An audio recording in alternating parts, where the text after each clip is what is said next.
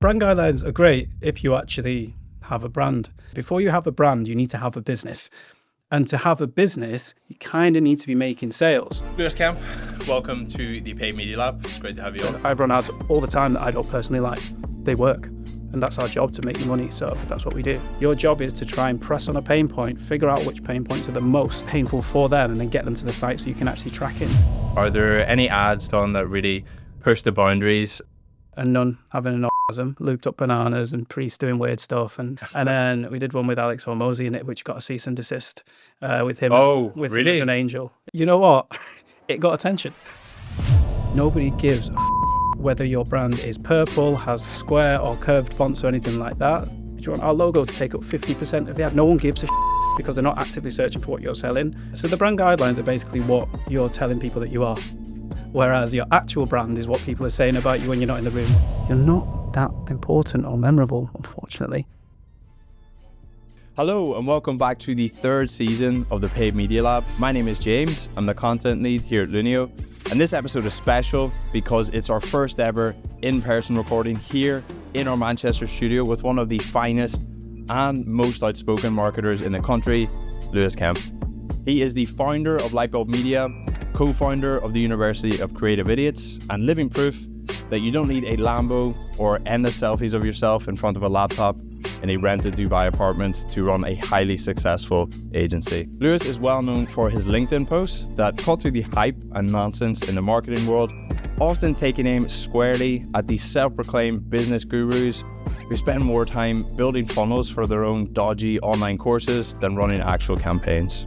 I've been a fan of Lewis's work for years now, and his Lightbulb Media client case studies are always super impressive, and he's definitely someone that lets the numbers do the talking when it comes to highlighting the impact he and his team deliver. He also released one of the best promo videos I've ever seen for the membership community he co-founded with Dan Kelsall, the University of Creative Idiots. There is no way that I can do it justice here because it is an artistic masterpiece, but if you're a fan of Queen or Freddie Mercury, I'll give you a quick trigger warning that you may find it sacrilegious, but the link to watch Bohemian Rhapsody performed by Lewis and Dan is in the description below.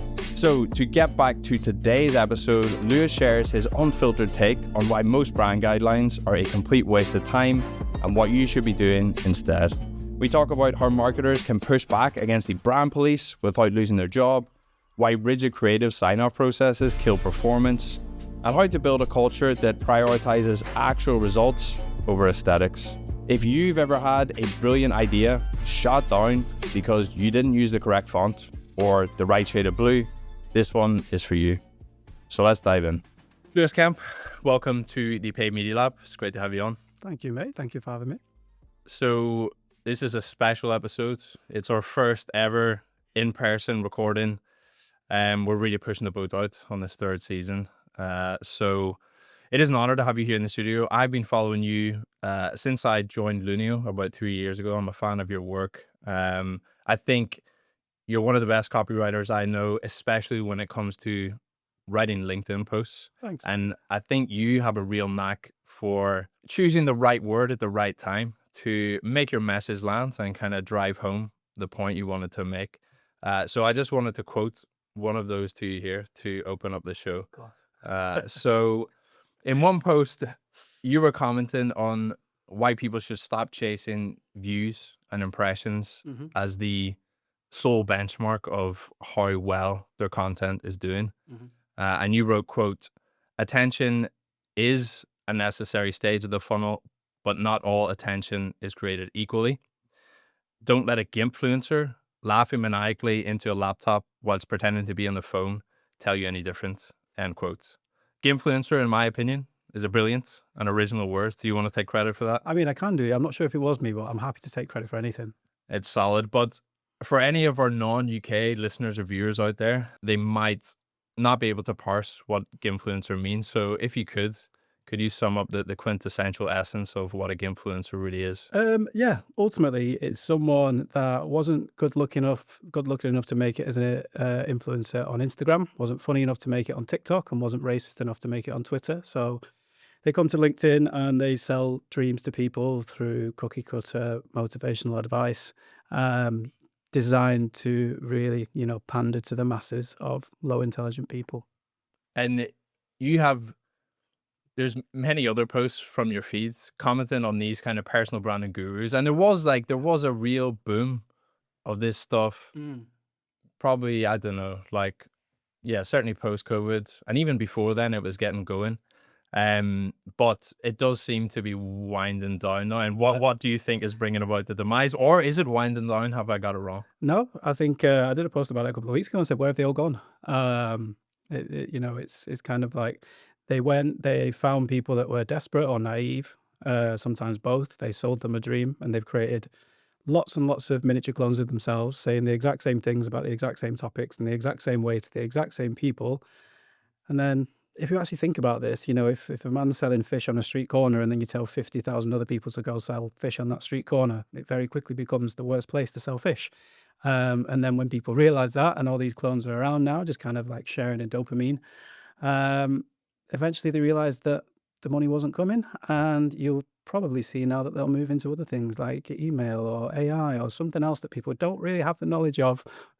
But they're going to go for some kind of grift at some point. The AI grift, man, it's getting out of control. Like, it's like there is great potential in AI, but as I think it was another post that you wrote about, like, AI is great at just amalgamating all this stuff and just spitting out the bang average, of what exists out there, and you're not going to get anything better than that. Yep. And it does seem like, yeah, that's another area for those guys to move into. But when we were going back and forth before we booked in this recording, I floated a few topics. Copywriting was one of them, and there's a lot we could go into there. I'd be really interested in that because my own background is primarily SEO and copywriting, but I wanted to go with something different. And to mark this special occasion of having you on as our first in-person in-studio recording, we're turning up the swearing in the episode, and we're going to stick it in the episode title for this one, which reads, "Fuck the brand guidelines, creative freedom at scale." And from following you on LinkedIn, and I'm sure people who already know you already will probably be aware of your stance on creative guidelines. And it's something that I couldn't agree with you more on, and it's why I'm looking forward to this discussion today. But to kick things off, I'm going to play devil's advocate for the people out there that might be quite fond of their brand guidelines, and they think, I put a lot of work into this. They look good. They sound professional. So what is the big problem that you're getting at with brand guidelines, and are they not just harmless? Brand guidelines are great if you actually have a brand. And unfortunately, what a lot of people will do, particularly small businesses, is they will create brand guidelines. And these are things that are usually based on if they've kind of led it, what they like, what they prefer, or if they've been sensible to actually speak to a brand strategist. They might have done a little bit more deep work into the market. But actually, still, regardless of who's done it, they are built before anything's actually been launched and put out into the market. So by all means, you can have guardrails, but ultimately, they are still important for, potentially when people are doing their due diligence and social media and emails and things like that. Where I don't like them being used so strictly is in the acquisition side of paid advertising, because nobody gives a fuck whether your brand is purple, has square or curved fonts or anything like that. They are sat in their underpants, scrolling Instagram, looking for things to educate or entertain them. And that is not going to be for everyone the same thing that you've done. You have to give people, before you have a brand, you need to have a business. And to have a business, you kind of need to be making sales. And you make sales by giving people what they want, not what you want them to want. And that's where a lot of businesses fall down. And it's one of the most common reasons we see for a brand either hitting a plateau or not being able to scale past a certain threshold of revenue or whatever it may be, because they are just throttling the acquisition by trying to be, everything to everyone through one channel rather than putting that variety in. Yeah, so to that point, again, in another LinkedIn post, we'll link to it down below in the description. You said, I think, directed towards those kind of smaller businesses, you don't have a brand, you have a small business with a set of brand guidelines. So just to clarify, I know you did touch on it in your first answer there, but when you say brand, like, what do you actually mean, and why do those small businesses not necessarily have a brand already? Yeah, so the brand guidelines are basically what you're telling people that you are. Whereas your actual brand is what people are saying about you when you're not in the room, what they're saying to their friends, how it makes people feel, that sentiment around it. And that's often very, very different. And a lot of people will say, something's not on brand. Well, why are you worried about it being on brand? Well, that people will, they have to care about you first. And before they even care, they have to know who the fuck you are, Terry, on, the high street as an IFA. If no one knows who you are, how on earth can they even care about what you are putting out? So I think that's the frustrating thing of people thinking that they are a brand before they've even got customers and become a proper business. And the thing that you're really good at, as I mentioned in the intro, is getting an emotional reaction out of me and out of a lot of other people who engage with your posts. Like, often it's just funny. And I think that that's something, I don't know, do you feel that businesses kind of lose sight of the fact that that's what you're after here, is like some kind of reaction? Or yeah. Yeah, I think ultimately, particularly around like paid social, this isn't people that are actively coming searching for your service or product. If I'm looking at recipes and holidays and things like that, I'm not thinking, oh God, I hope an ad pops up for a HR tool right now. And I hope it's fucking purple because I love purple. No one's thinking like that. You've got 2 seconds to stop someone scroll, grab their attention, shock or curiosity, get them off, get them to the site and drop a pixel on their head so you can figure out what they're doing. You're trying to do the whole thing at once and sell who you are. You have 50 years of this, and do you want our logo to take up 50% of the ad? No one gives a shit because they're not actively searching for what you're selling. Your job is to try and press on a pain point, figure out which pain points are the most painful for them, and then get them to the site so you can actually track it and figure out all these different ICPs for that. So I think people try and do too much within that first touch point of prospecting, which is basically, do I actually understand my customer? And if you're doing a real kind of brand focus, we've got this years of heritage and this and that, just tell me how you can serve me. What's in it for me? That's all people care about for that first touch point. Yeah, man, this is one of the things, like, and I think great copywriting and great writing, this applies to. It's like that theory of mind, of being able to put yourself in the shoes of someone else and understand what they don't know. Like, we all run around and we have the knowledge that we've got in our heads, and the easy tendency is to assume that everyone else knows this and they have the context and background that I do. But I feel like the best marketers out there are the people who are able to really put themselves in the shoes of other people, and, like you said, to drill into those pain points, to speak to those pain points in the creative is super important. But to bring this to kind of real world terms, I wanted to get into some examples, and we're not going to name and shame specific brands. I know you could. There's many names that you could throw out here, but that's not what this podcast is about. We don't want to torch anyone, but we can keep it anonymous, and I'm sure there are quite a few examples out there of ads that, or ideas, concepts that you've came up with or people in your team have came up with, and they've kind of really been watered down or ruined by brand guidelines and people getting in with their opinion and their 2 cents on how this should look or the message it should convey. Yeah, we've got plenty of examples on it, but there was a recent one actually. Someone came on a couple of months ago, and everything previously, it was in the lifestyle industry, and everything previously had been really, really polished. And that's lovely, but for the previous months they were plateau.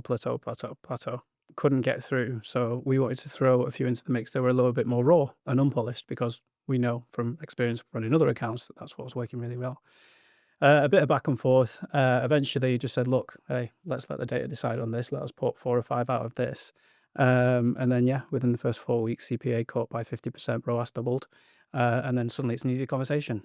So for us, it's we know that variety and volume work. And I'm not saying everything we put in will work, but out of the 10 concepts we put in, there'll be 2 or 3 in there that absolutely bang and open up a whole avenue of pockets of buyers and revenue for these brands. So as soon as we get the chance, we know the data will prove that variety and volume works, and then it's an easier conversation. On the most part, there are still people that you wouldn't believe argue with data. Like, here's yours that's never made any money and you've spent 80 grand on. Here's ours where we spent $1,000 and made 80 back. Let's go with this. Oh, okay, well, goodbye. Yeah, right? yeah. Because you're not basing this off logic. Our job's to come in and make you money, not to pat you on the head and pander to your ego. And I think that's that personal opinion and that ego get in the way of things. Whereas we don't do that. We work purely off the data. I run ads all the time that I don't personally like. They work, and that's our job, to make you money. So that's what we do.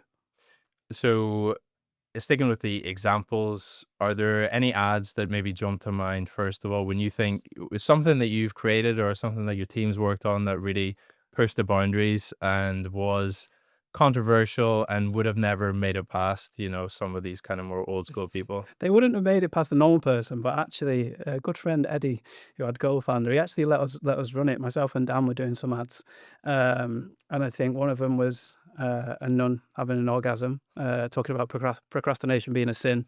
And then we did one with Alex Hormozy in it, which got a cease and desist with him. Oh, with really? an angel. Yeah, saying we're basically just saying like stop fucking reading books and learning about it and start actually doing something. And then we got a cease and desist for that. So out of like the 10 ads, the ones that Dan made, about 8 of them got banned within the first 2 weeks, one by one. Looped up bananas and priests doing weird stuff, and but you know what? It got attention. Yeah. So it's it's tough because we won't just put things. We've kind of got this technique now where, kind of like ironically with branding projects as well, if you frame it in the middle, if you just say here's the thing we want to do, they've got no reference point, right? So if you give them something really shit, and then you do what you actually want to do, and then you do something really extreme, the reference point there are the anchors. Well, that's really shit, but that's too extreme, so let's land on this one. Whereas if I just gave them that, suddenly they'd come back and, oh, my neighbour's delivery driver's fucking goldfish thinks you should do this. No, actually, now you've got a reference point. We still get what we want and what we know works, but it's just a little bit of a psychological trick. Nice. The other concepts that you mentioned that got banned, are they being banned by the platform, like kind of automatically, or are they being banned because people have flagged them and manually gone and reported those ads? A little bit of both. We had a sex toy brand a couple of years ago, which was very, very hard to get stuff through, even like really nuanced stuff. But we recently had a penis enlargement company on, and the ads are very fun for that, and we're getting them through no problem at all. So I think Zuckerberg, whatever he's drinking, then keep drinking it, because we're getting some cool stuff through now. It's not coffee. He doesn't drink coffee. Yeah. I know that was weird, man, but yeah.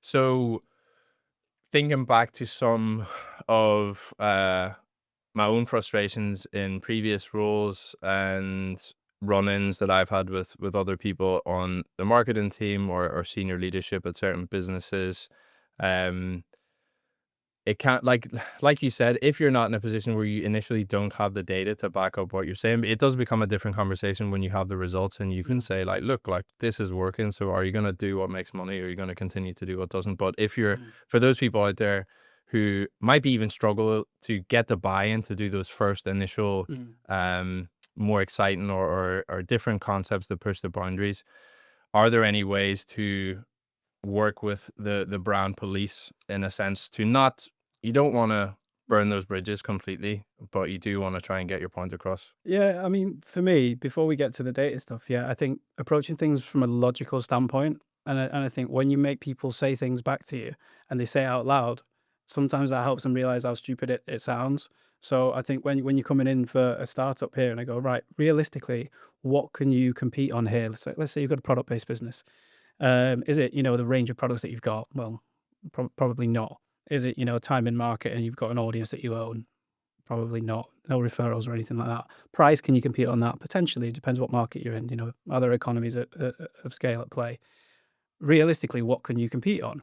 Well, for me, there's two things. On the acquisition side, it's creative variety and volume. You don't have the red tape. You can move fast. You can break things. You can learn and you can iterate. You can get stuff done quickly. And then the second thing is your customer service, more often than not, because they're humans, and you can get that customer in and then retain them, delight them, upsell them, cross-sell them. So the big frustration point is when you look at a business and it's an amazing product or service and the service is fantastic, if they just had the chance to get that in the hands of customers, but you can't because they're cutting the throat of the acquisition up at the top. So that's kind of the most frustrating thing. But if you approach from a logical standpoint and go, well, what are your USPs then? If you're not going to do creative volume of writing, you're just going to be a B-Tech version of this person in the market, what do you realistically expect to happen? You'll be happy, Mr. Brand Police, but guess what? You'll get sacked pretty quickly because the business will go bump. So for us, we can come in and then it's I'd like to say it's not really a game of opinions, because you have your opinion based off I like it because I like blue, and we have our opinion based off hundreds of millions of pounds of revenue and tens of thousands of ads and split tests and data and information from the market right now across multiple industries, including industries like yours. So like, do we do I like blue, or do we do millions of data points? And then you sit and you wait and you stay quiet, and then you ask them to choose which one they want to go down. And then obviously once it actually starts, you get the data back quickly, and then it's a very easy decision, because you go, here's what you said, here's what we said, we run alongside each other and we haven't lost yet. So it's just trying to use logic and a little bit of reasoning to get them to the stage where you're at least allowing you at least get allowed to be tested against them. Yeah, for sure. So I want to drill down on this point about creative variation and volume. And it's something that I think about a lot, because at Lunio, we've with AI overviews in search now, and it's become common across B2B, like organic traffic is just tanking across the board for most B2B businesses. And it just seems like blogs and written content just don't hold the same sway or influence that they do anymore. So we've made a definite choice to move away from that and move towards YouTube. And it's something that I'm less familiar with. And right now, when I'm approaching YouTube and when we're thinking about what we can do, it is just kind of like, well, let's just throw shit at the wall and see what sticks. And like, it doesn't feel like we're approaching it in the most organized or systematic way. And I'm keen to hear from you selfishly. Yeah. Like, is there any way that you can do this systematically in a way that has more rhyme and reason to it, rather than just throwing shit at the wall? Yeah, absolutely. And I think it's a good thing for people, because they might think content is like such a time and cost heavy thing. Actually, it's not if you plan it like this. So we break everything down into a modular format. So you're going to have the hook, you're going to have the meat, and you're going to have the CTA. Break it down into those three parts. So the meat, you might have one or two of those based off what it is that you do. That's probably not going to change. And then the CTAs can obviously change and be interchangeable there. But then the most important thing are the hooks, because you could have the best video in the world 5 seconds on, but if no one gets that 5 seconds, it doesn't matter. So the hooks are dead important as well. So actually, rather than filming 30 videos or whatever it may be, if you've got 2 meets there, you've got 5 different CTAs, and you've got 20 different hooks, you do the maths on how many pieces of content you'll have there, even though you've only had to record 2 of the hefty bits in the middle. And then from there, it's making sure that you understand actually what it is that you are tracking, making sure you've got the metrics in there. So if you're on Meta ads or something like that, you can look at the thumb stop rate and the watch time, and actually, well, they only watch it for 12 seconds, but all our social proof was at 20 seconds, for instance. So let's potentially move that forward and see if that has an impact on conversions or clicks or whatever it may be.